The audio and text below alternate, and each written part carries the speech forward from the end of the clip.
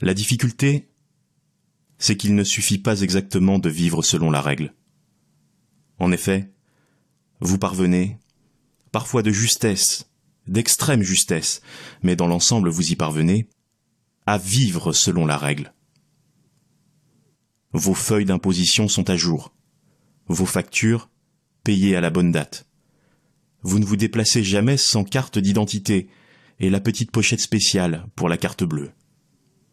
Pourtant, vous n'avez pas d'amis.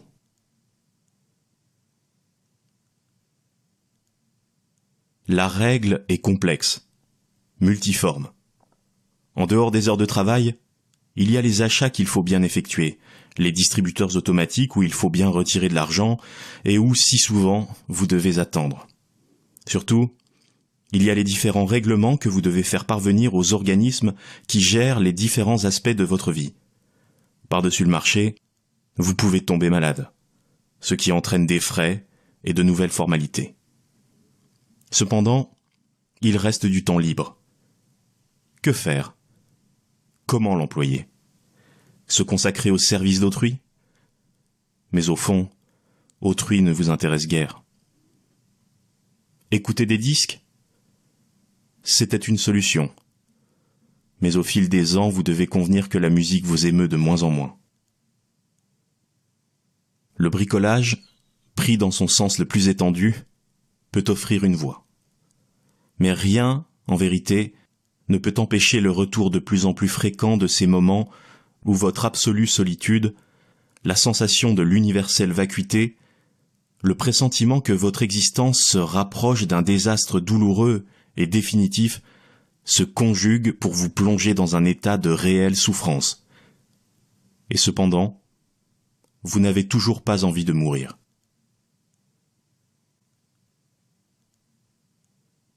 Je viens d'avoir 30 ans. Après un démarrage chaotique, j'ai assez bien réussi dans mes études. Aujourd'hui, je suis cadre moyen. Analyste programmeur dans une société de services en informatique. Mon salaire net atteint 2,5 fois le SMIC. C'est déjà un joli pouvoir d'achat. Je peux espérer une progression significative au sein de mon entreprise, à moins que je ne décide, comme beaucoup, d'entrer chez un client. En somme, je peux m'estimer satisfait de mon statut social. Sur le plan sexuel, par contre, la réussite est moins éclatante. J'ai eu plusieurs femmes, mais pour des périodes limitées. Dépourvues de beauté comme de charme personnel, sujet à de fréquents accès dépressifs, je ne corresponds nullement à ce que les femmes recherchent en priorité. Aussi ai-je toujours senti, chez les femmes qui m'ouvraient leurs organes, comme une légère réticence. Au fond, je ne représentais guère pour elles qu'un pis-aller. Ce qui n'est pas, on en conviendra, le point de départ idéal pour une relation durable. Depuis ma séparation avec Véronique, il y a 2 ans, je n'ai en fait connu aucune femme. Les tentatives faibles et inconsistantes que j'ai faites dans ce sens n'ont abouti qu'à un échec prévisible. 2 ans, cela paraît déjà une longue période, mais en réalité, surtout quand on travaille, ça passe très vite. Tout le monde vous le confirmera, ça passe très vite.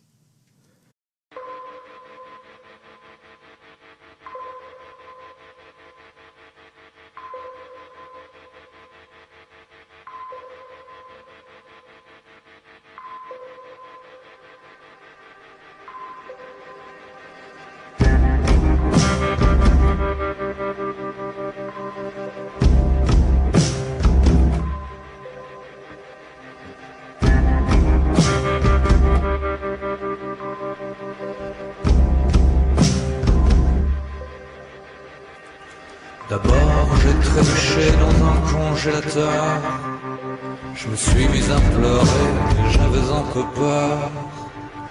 Quelqu'un a grommelé, je cassais l'ambiance pour avoir l'air normal.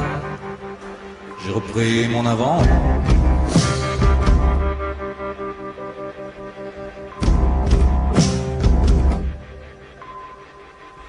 Des banlieusards sapés et au regard brutal se croisent lentement près des eaux minérales.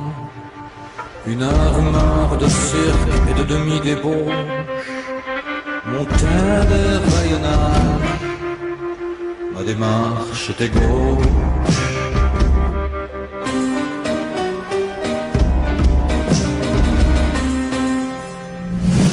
Je me suis écroulé au rayon des fromages. Il y avait deux vieilles dames qui portent des sardines.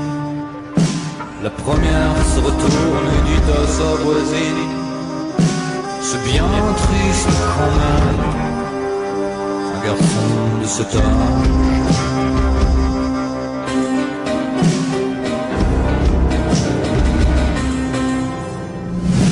Et puis j'ai vu des pieds circonspects et très larges.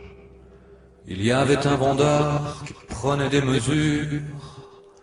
Beaucoup semblaient surpris par mes nouvelles chaussures. Pour la dernière fois, j'étais un peu en marge.